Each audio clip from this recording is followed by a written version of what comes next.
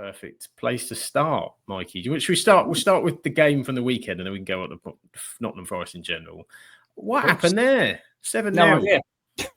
Genuinely no idea. So the previous game we got turned over at Bournemouth 5-0, and I think everybody, certainly Forest fans around here, were just really keen to see how we'd react. We've lost obviously before this season, otherwise we'd be top.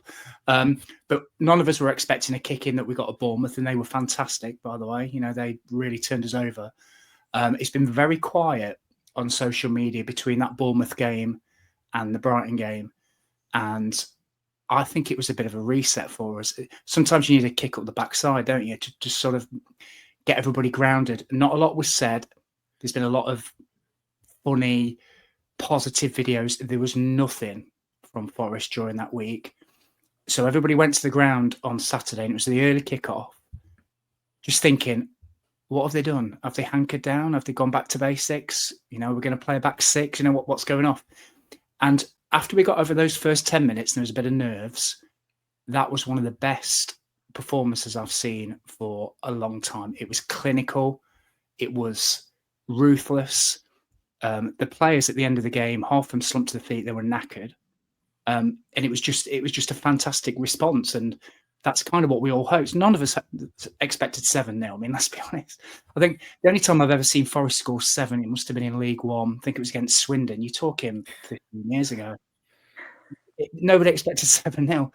And, these results don't come around very often. So I can assure you that when everybody left the ground, there was a mixture of delight that we've got the 3 points, just real positivity that we'd bounce back, because you show what you're like after a bit of adversity, don't you? But just bewilderment that we've just been so clinical. I will say quickly, and I don't like slating other teams, I thought Brighton's formation, especially in the second half, was absolutely bonkers. To play one in midfield against Forest that just swamp that area in the centre, in the central zones, was just absolutely mad. I'm sure some of it was down to what they had available. But if that game went on another 20 minutes, we'd have got a few more. So it was just an incredible day. I watched the 3 o'clocks, not worrying. I kept looking at the table just to check I was not dreaming or anything, because we're a third.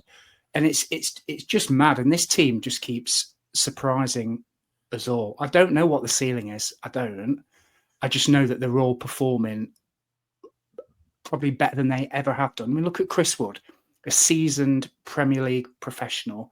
He's had some good seasons. He's never had a season like this. Look at Elanga. He's not been playing like this. Gibbs White, he's reaching levels I wasn't sure he could do, to be honest. And it was just an amazing game. We were clinical. It was fantastic. The feel-good factor, not that it went away, but it's certainly back now. And just look forward to what we can do from here on in. But it was a mad game, Sam. Trying to dissect it, I lose track of what goal was what. It just seemed that every time we went forward, we scored, and it's one of them bonkers games that will live long in the memory, for pardon a cliche, but people will still be talking about it for years to come. 7-0 in a Premier League game, you don't get that very often. No, isn't it an incredible victory? You said the goal was just absolutely flying in, and so I think I popped to the shop, I think, for 5 minutes, and as you do, it was the lunchtime kickoff. You're checking your dream team, and of course I've had Chris Wood, the FPL cheat code this season, and so I got out the shop, and suddenly my points had rocketed up, and it doubled, it hit it 2 in sort of no time on top of the first, and you're thinking, what's going on here? I mean, Brighton haven't been great away from home, as you said, missing a couple of midfielders. And I think everybody in their coupon with recent form were questioning. The big question was, would they react from Bournemouth? And we got the answer pretty emphatically. But then also was a case of, we probably thought Forest over, but not kind of that much. So was that a worry for you? Obviously, off the back of the Bournemouth game, as you said, did you think, here we go, is this going to be 2-3 games and suddenly bit of a bump down and we're going to have to really regroup? Yeah, you're always worried because you're just a human being, right? So regardless of what you do, footballer, whatever you do in life, when you get a bit of a kick in, it's just about how you react. And you always worry that one could become 2 or it could get into a bit of a slump.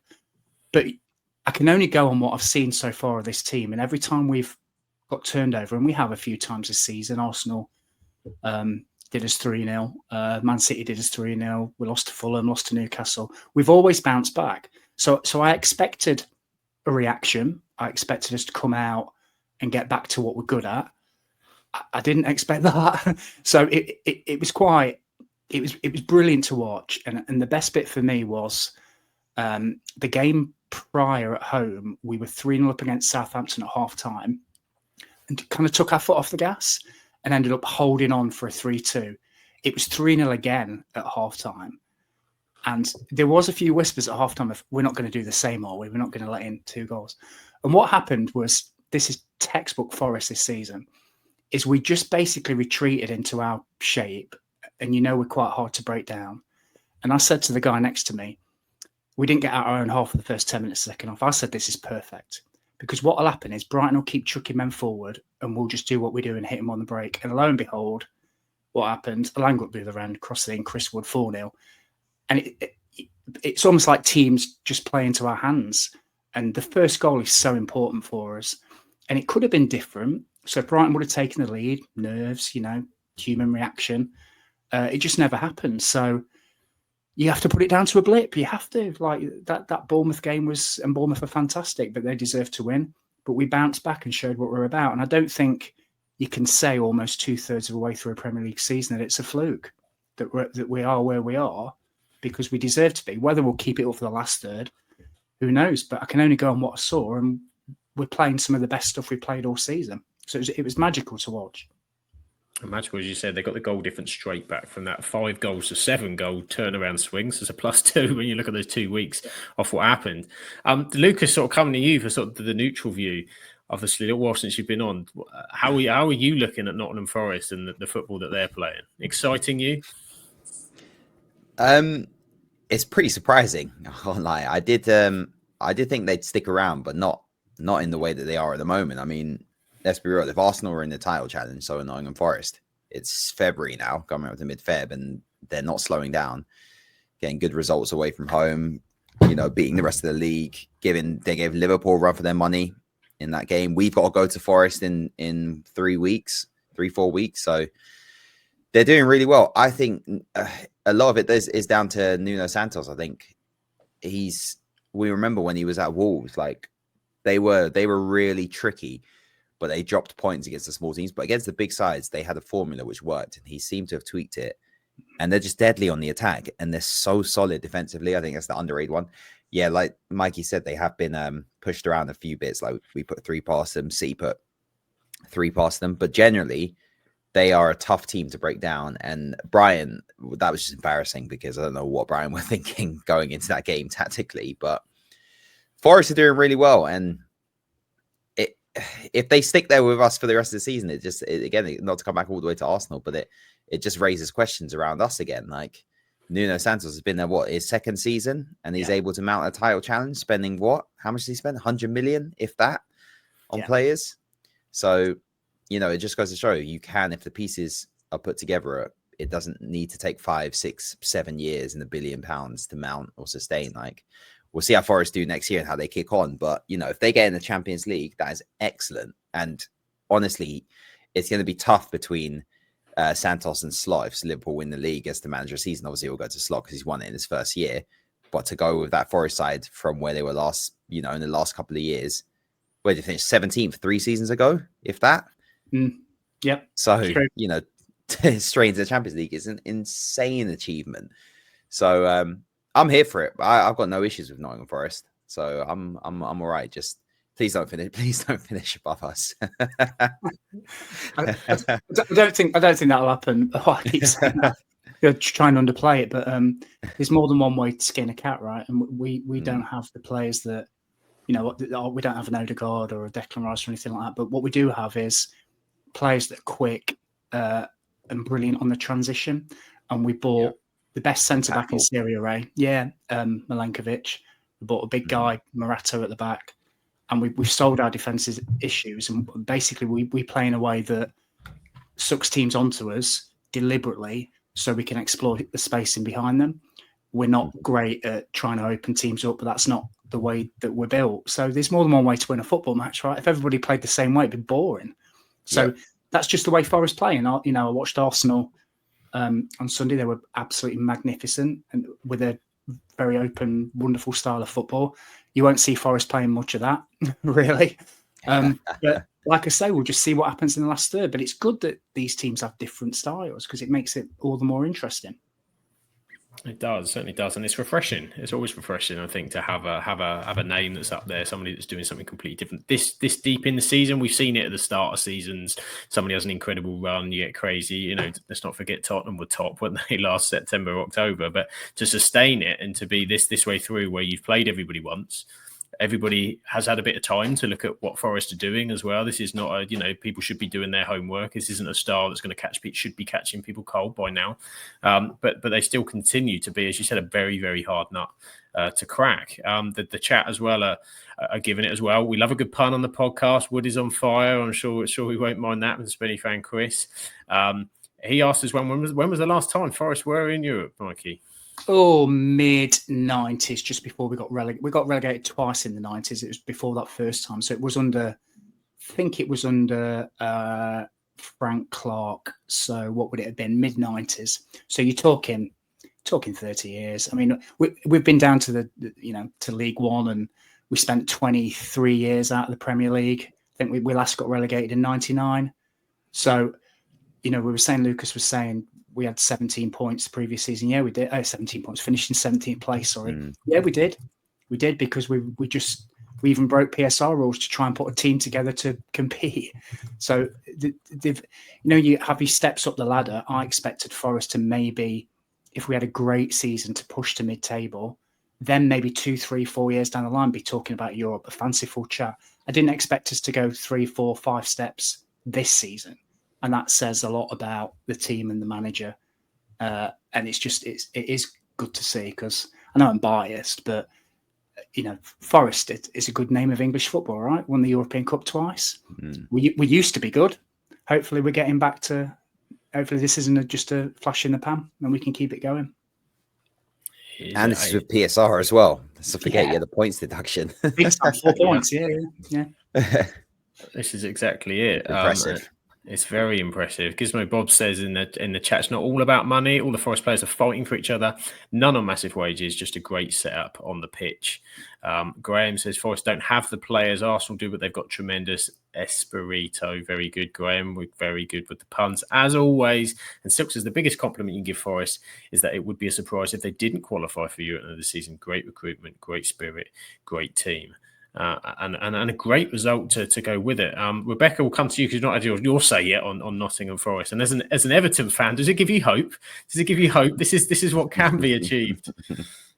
Yeah, I think I've said it for the past few weeks on for me doing the comparison between Everton and Forest. We're both in a similar situation last season with the points deduction and everything with PSR and where we did finish last season, and it is one of them where to see where Forest have now got to, it is incredible, and it is a very similar team. You have added a few, but it is one of them where it's just a really good regroup and heads down and move pushed on with it, and that is how hopefully Everton can do. And it is really good to see another team and a different team up there fighting, because you always just have your same top four. So now to have the interest in the top four of, I wonder if Forest could get higher. Sorry, Lucas, but I wonder if it could get higher.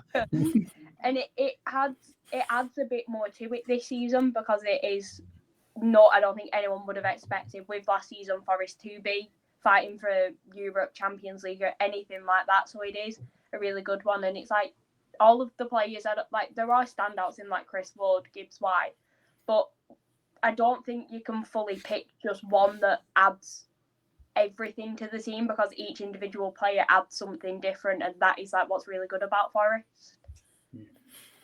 Definitely that. So much quality. The recruitment's been excellent this season. There's a number of fantastic buys that they've done, and it all just knits really, really well together, I think. And I thought one of the things that really shocked me from the weekend as well was the interview with Nuno afterwards, I think, and they sort of asked him again that question about you've had a setback, and he was almost sort of surprised and said, "Wow, that was." You can tell when you've got a really proud dad. It was kind of that I knew my kid was good, but Jesus, that was something else. That was next level, and you can kind of start to see that about him. Mikey, does he give you that calm feel? Nuno, does he? Is he a leader that all the fans are kind of well, obviously they're with him, but do you know what I mean? That he's likable as well, and that he loves that team. Yeah, I think so.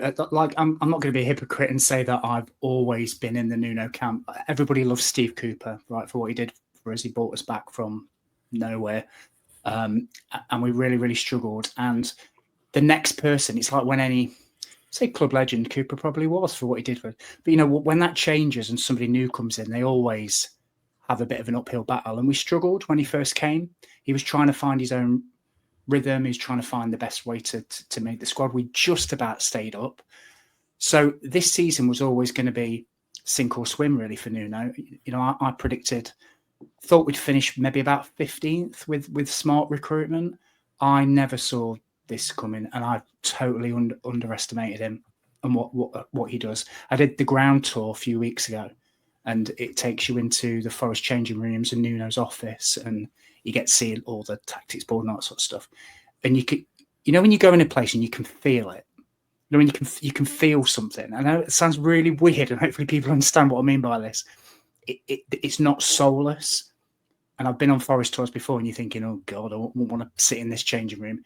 You go in there, and it's got that feeling, it's buzzing, and you go in Nuno's room, and do you know what I mean? And there's little settees where he has chats with the players, and you can see he's trying to put his own stamp, as you guys were saying about his Wolves team being very difficult because they all bought into his ethos. And he's had a pre-season with us, and they've all bought into it, including me, including most of the fans. So anybody that doubted him, like me, was wrong.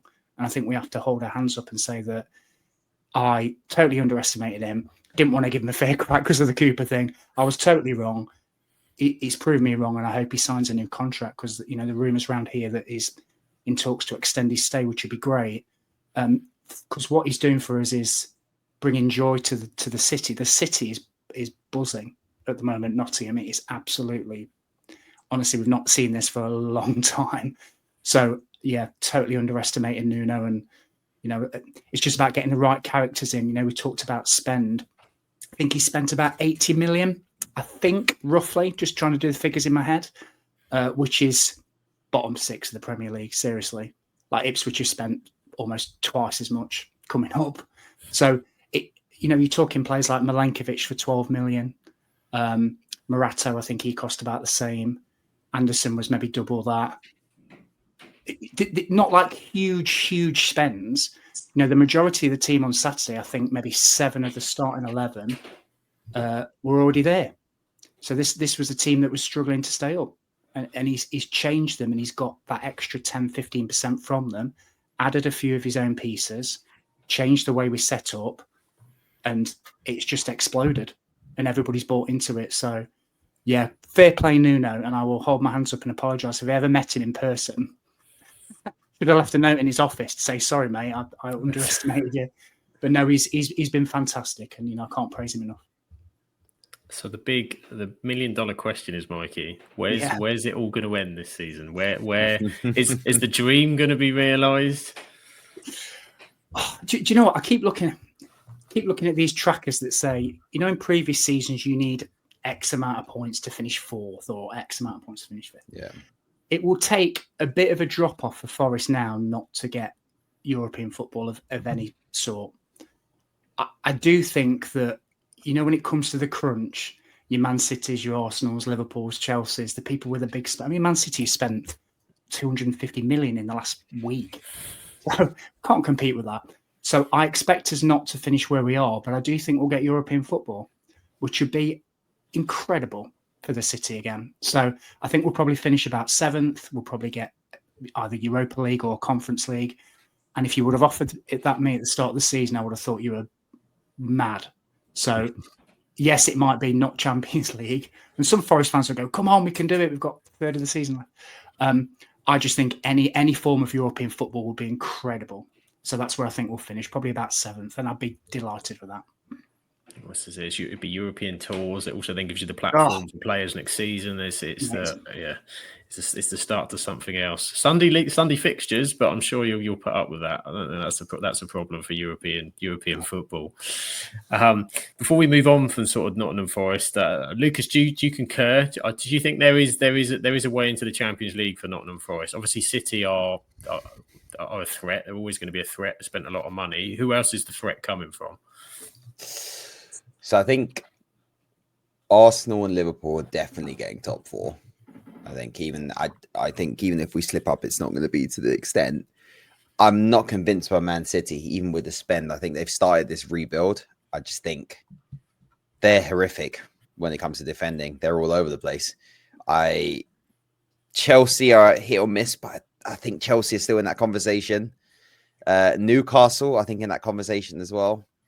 I had a look at this the other day. I think there's 8 teams fighting for those 7 spots. I think once you get to sort of Fulham, obviously won on the weekend, but once you get to past Villa, I think it's pretty much, I wouldn't consider any of those teams getting into there. So yeah, I think Forest can do it. They're more consistent than some of the teams I've named. So why wouldn't they? And their fixtures aren't, they haven't got the worst fixtures coming up. They've got quite a few home games against some of the big sides. I think that game against us is going to be very telling as well in a few weeks. You can see how they do. But as of right now, yeah, I put my money on them over Chelsea and Man City for sure, who were the closest teams. And Newcastle, they're probably going all in on the Carabao Cup. So it's there for the taking. And, no major injuries for Forest as well, right? At the moment, in terms of the first 11. So got to take advantage. That's key, innit? Got to keep your players fit. Yeah. I think you've just touched on something there, Lucas. And I was just thinking, we've got Newcastle away in a couple of weeks. That's massive. So if we can get a good result there, we've also got you guys, as you said, Arsenal at home. We've got Man City at home, and we've got Chelsea at home. So we've played all the so-called big teams away now, and the City ground is a tough place to go these days. So maybe I'm trying to talk myself into it. It is there for the taking, and maybe we should just, as the guy, you flashed the comment up, maybe we should reach for the stars. But yeah, our home form is could be the difference. I think we've got Chelsea on the last day at home. God, that could be a winner. Yeah, Could be. Win against the top 4. Yeah, it could be. Yeah, could well be.